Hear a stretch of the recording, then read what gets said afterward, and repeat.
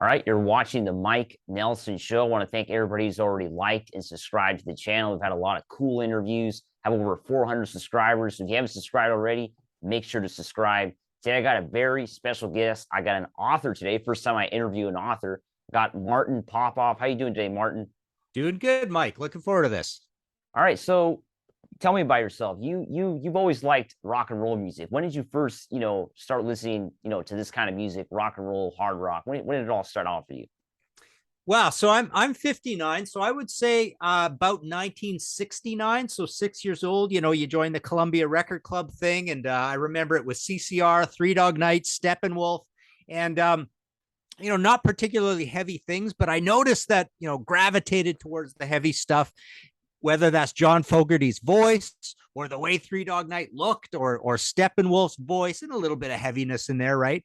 But then older brothers of buddies, older cousins and stuff, quickly discover Led Zeppelin, Deep Purple, Black Sabbath, Nazareth, BTO. I would say the first things I got as a kid as new releases would be things like the first Kiss album in '74. I remember Nazareth Razamanaz was a really early one. So just gravitated to the heavy stuff. Me and my buddies, it always had to be heavy, nothing mellow counted. We even had sort of a mathematical system where you could work out how heavy an album was. It was a 7 out of 9 or a 6 out of 8 or whatever, right? We had so-sos, lousy goods, really goods, average goods, lousies, and it was just every album worked out perfectly using that system, right? So but yeah, so a super fan, just an uncommonly into music kind of guy, starting at around 74, 75. And then of course, off to university later. There's also the new wave of British heavy metal happened. So all of a sudden we have lots and lots and lots of heavy albums to get into, hair metal, thrash. So even more metal out there, and then also getting into other kinds of music. But yeah, that covers off about the first 25 years, I suppose. What was your favorite band growing up? What was like the band you said, "Wow, I want to be those guys"? Who was that band? Wow. I would say Black Sabbath was a perennial. Kiss was a perennial. Joined the Kiss Army right off of the order forms in Kiss Destroyer, right? 76. And then, yeah, I joined the fan clubs actually of Motorhead Bangers and Saxon Metal Militia. So that would have been around 1980.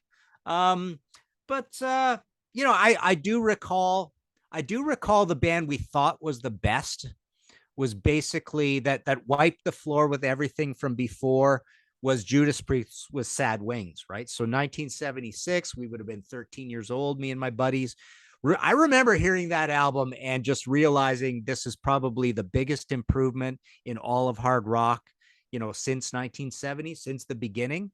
So at that point, we felt, I think I could say safely that we felt the professors, the ones doing this better than anybody else for quite a while, were Priest, Sad Wings, Sin After Sin, Stained Class, Hellbent for Leather, the Unleashed in the East live album.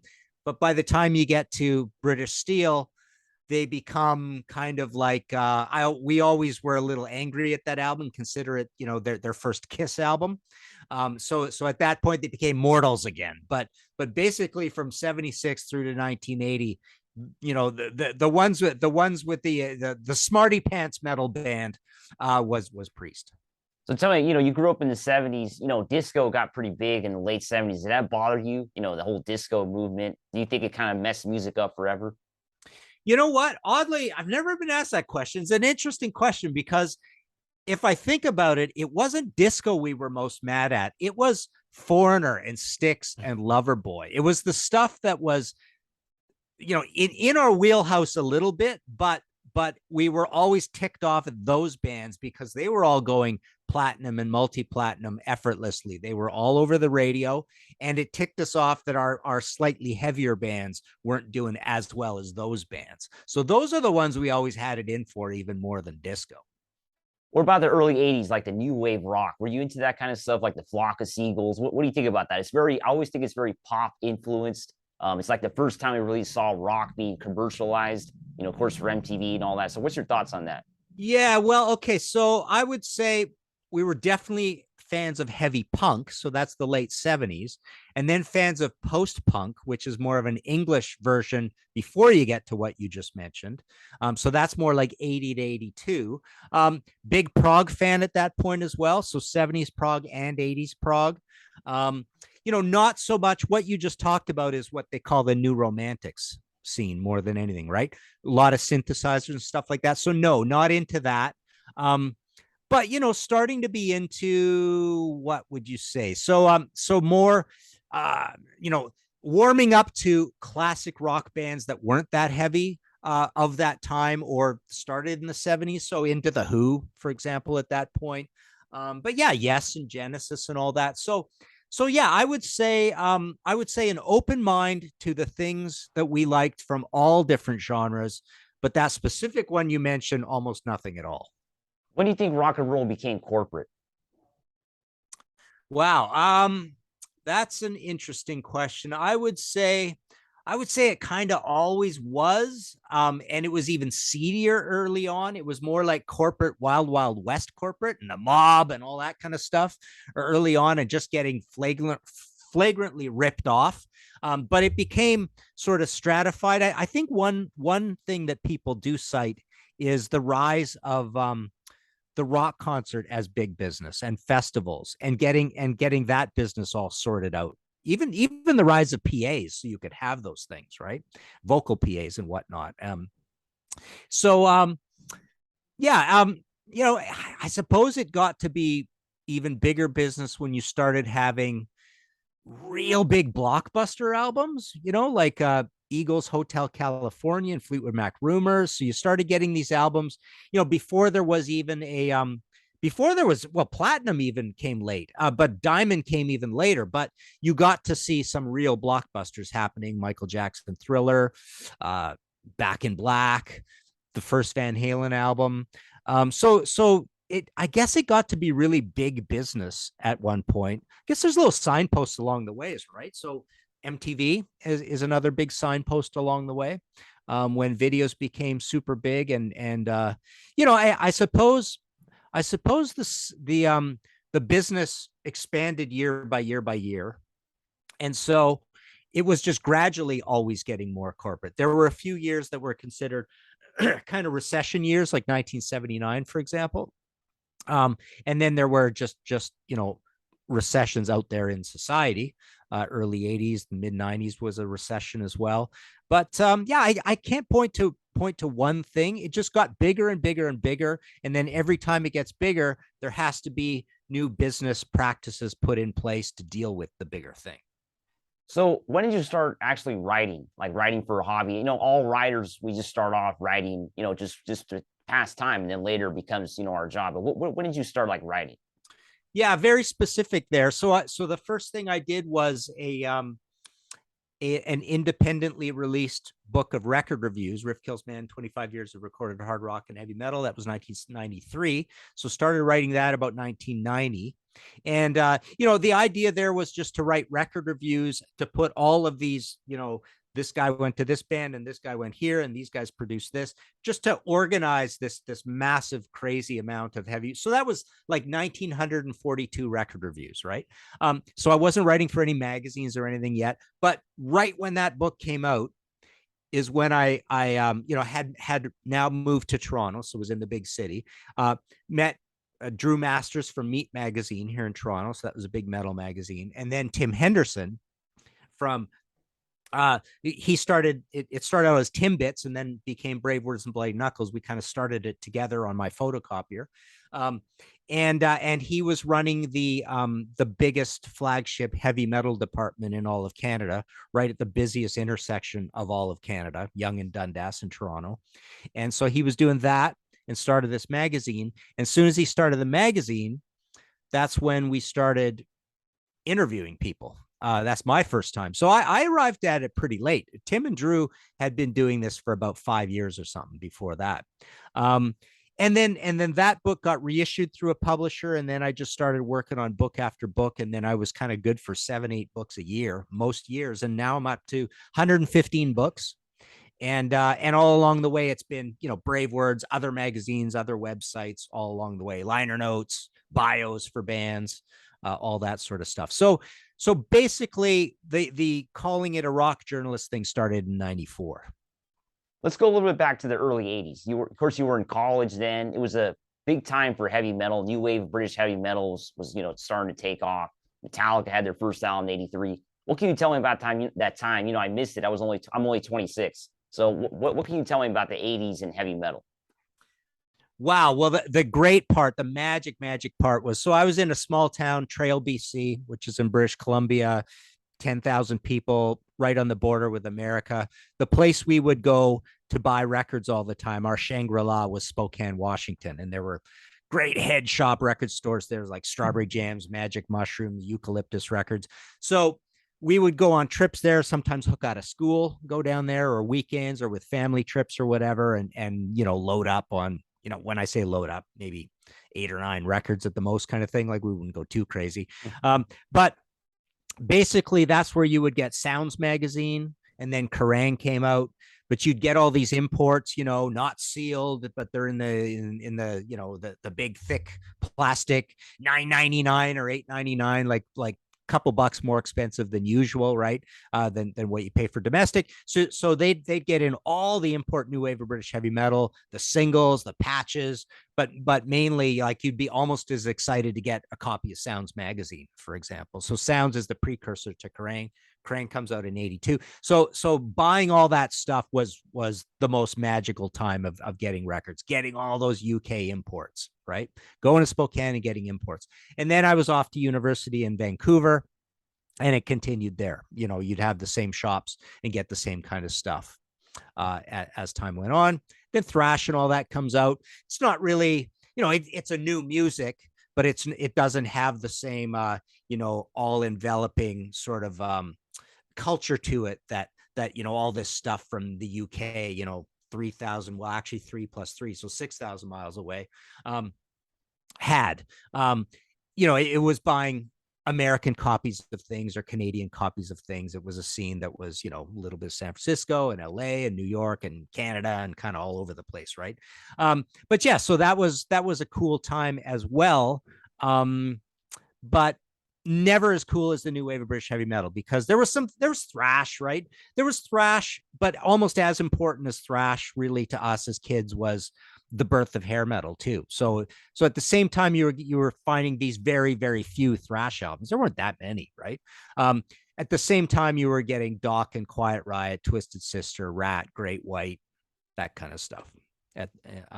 And then all your favorite old bands from the '70s were still making some of their good records at that time too. So you still had Priest on the ascendance and Maiden on the ascendance from the new wave British heavy metal. You had Ozzy and Sabbath and Blue Oyster Cult. Every single one of your old bands was still going too. So during this time, how big do you think metal was in Canada? Of course, we know here in the U.S. it was big to a certain extent. It was never really mainstream in terms of, like, the thrash metal, new wave British heavy metal was never really mainstream. What about up in Canada? Well, okay, so new wave of British heavy metal was never big anywhere, except Britain, right? So the first metal that was big, Canada has no difference to the States really in terms of bigness. The first big thing really was when MTV broke in '81, and you had Van Halen and Motley Crue in full operation already in '82. And then in '83, those albums happened. Remember, famously, Quiet Riot goes quite quickly 6 times platinum, goes to number 1. So basically, metal became big for the first time as a unified force, basically '83, '84, '85. You have lots and lots of huge albums and huge tours and package tours and all that stuff going big in metal all over Canada and the States, '83, '84. Let's fast forward to, when you were in Brave Words. That was, of course, 1994, '93, around there when you started. Of course, metal was on a decline at this point. You had grunge that was just taken off. It was at the top. How was it really hard to get the magazine going with the way, metal was kind of dying at this point?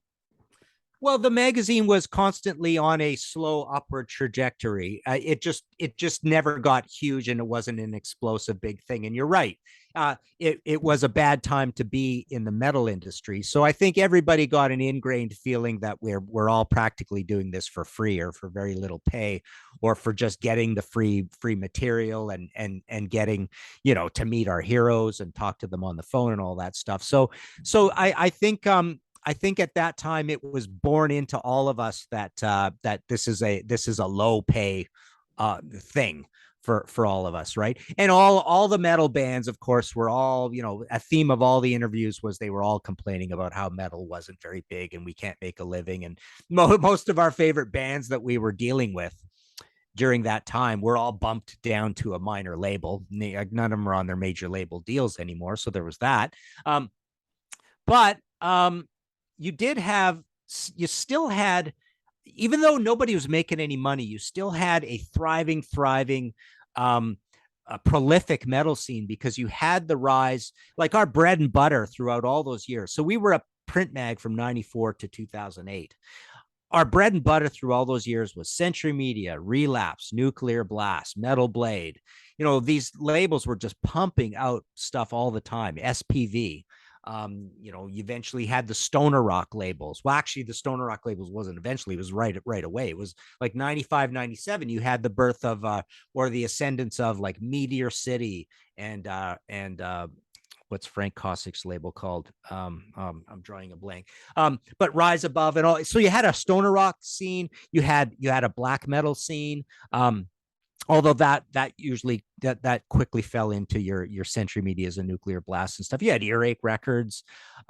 So yeah, it was a funny time where, oddly enough, there were tons and tons and tons of people making expensive sounding records and doing all this work and a thriving scene, but not anything was really making all that much money or selling a lot of copies.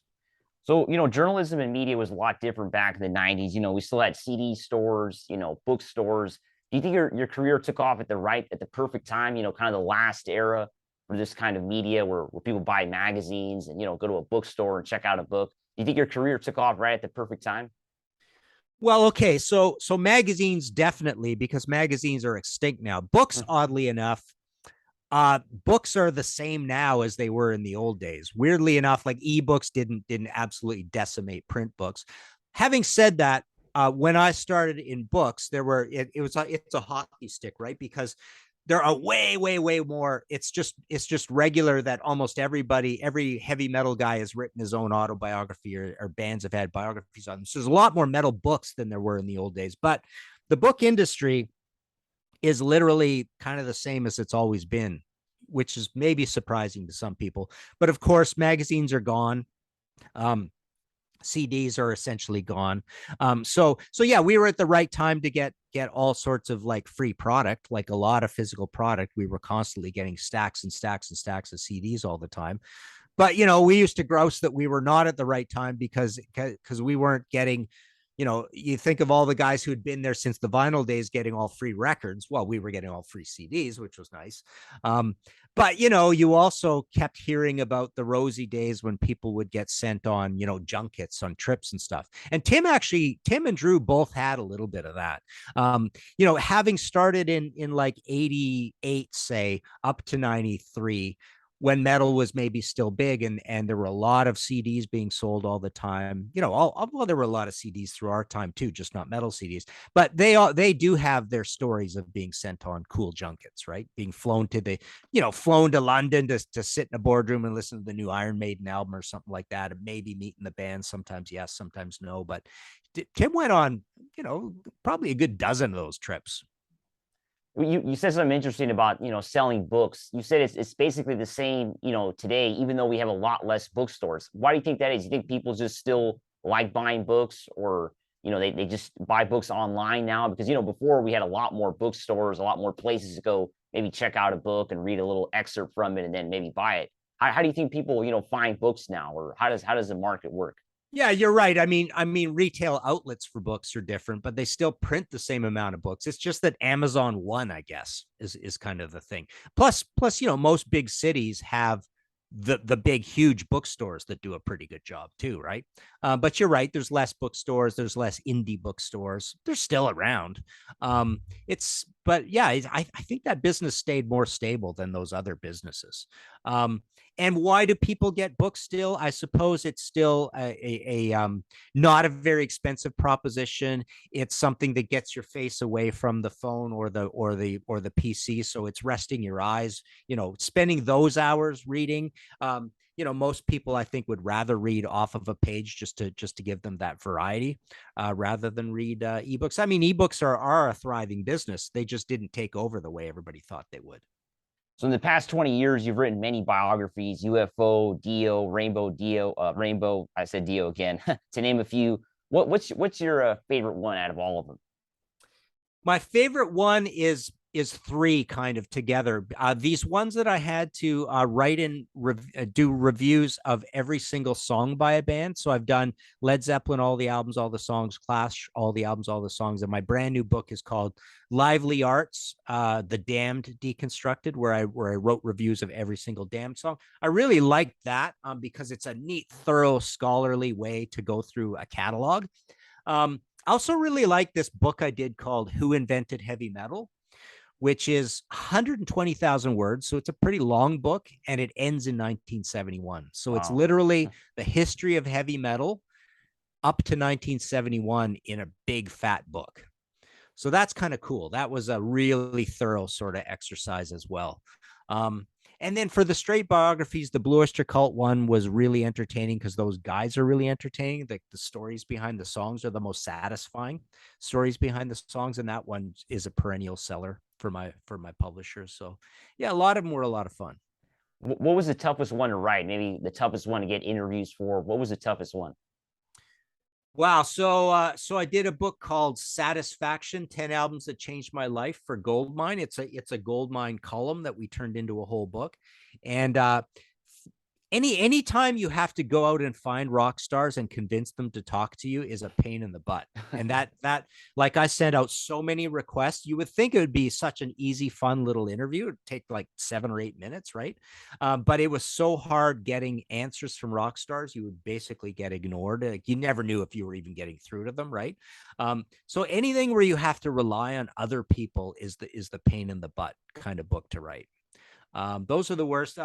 I did a Goldmine heavy metal records price guide too, which was just grinding lists of scholarly stuff and catalog numbers and stuff. And even though that book came out in 2001, it was essentially done pre-internet. So it was just a mountain of research. It was basically doing the research on that kind of stuff without having an internet. What was your favorite interview? Like your favorite, or so far, what's been your favorite interview with a rock star or somebody famous? Who can you say was like, wow, that one was the best one I ever did, or your favorite one? Wow. You know, entertaining people are the likes of being on the bus with Zach Wild, especially in the drinking days. uh, Ted Nugent is hilarious always. Like, he's so enthusiastic and just wells, sweeps you up in his enthusiasm. So there's all these really smart guys. There's lots of guys who are just really nice. And then there's other guys who can just be really honest and tell you just really, really good stuff. But yeah, if I had to pick one, those days of being on the bus with Zach, drinking beers in the afternoon, the guy's got to play a gig in like 7 hours from now, and you're going, why are you drinking 3 or 4 or 5 beers at 2 in the afternoon? It's like, that means your hangover is going to hit exactly when you go on stage. Like, this is insane. Why are you doing this? Right. But he was so funny always. Right. Just the good insider stuff that you couldn't repeat, that he'd tell you about Ozzy, or making, doing Ozzy impressions and stuff like that. It was always a good time. What's been the best band you've seen live? Let's see. Boy, I go back to some of the early ones that make a big impression on you, like Robert Plant on the Principle of Moments tour. For Wow. years I called that my favorite album of all time by anybody. A recent one that was amazing was how do you say this? Anderson Wakeman. Oh yeah, I saw that tour. Anderson, Raven, ARWRA, yeah. I saw that tour. whatever Yeah. it is. So, Yeah. but the funny thing about that, so you saw it, Yeah. so you know how mathematically crazy and proggy those guys were operating at such an advanced age. But Yeah. I don't know if you went and saw Yes around the same time, but the No, I didn't. contrast was sad because Yes looked really old and slow and infirm compared to those guys. Like watching even John Anderson, who all Yeah. he had to do was sing. I Yeah. was like sitting there going, how do you remember these parts? Because they were Yeah. slicing and dicing these complicated songs and Yeah. doing medleys and all this stuff. Granted, they had, I think it was three young guys who Yeah. are obviously musical geniuses too. But yeah, seeing Trevor Rabin operate at that level, it was crazy. Yeah, it It was was crazy to so see good. Trevor Rabin playing all of Steve Howe's parts. It's just crazy to see him how he did put his own style to it. But it was great to see him do it. Yeah, and then you had, the other old guy, Rick Wakeman, who's had a lifetime of like, medical trauma in his life. He's old and he's always been a fragile health. He's just killing it, right? At the same time, John Anderson's singing super high. He's like 71 years old. So yeah, that was crazy seeing that in close proximity to seeing Yes and seeing what a difference those two bands were. Any advice for young journalists out there like myself? Wow. So depends what you want to do because now it's like there's audio and video mixed together. There's writing. Um there's all this debate about, do you do short videos? Do you do long videos?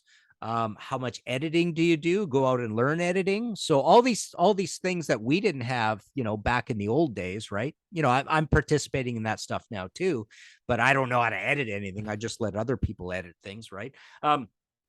So yeah, it almost seems like one avenue where you don't have to rely on anybody. That's the cool thing. So my advice is the best and the funnest stuff that gives you the most satisfaction is when you don't have to rely on anybody, when you don't have to schedule things, right? You don't have to track down rock stars or whatever. So the more work you put into those cool video shows and stuff, you get your numbers up and you can make money on YouTube just by being really good at what you do, right? So that's cool. Just get a bank of stuff going.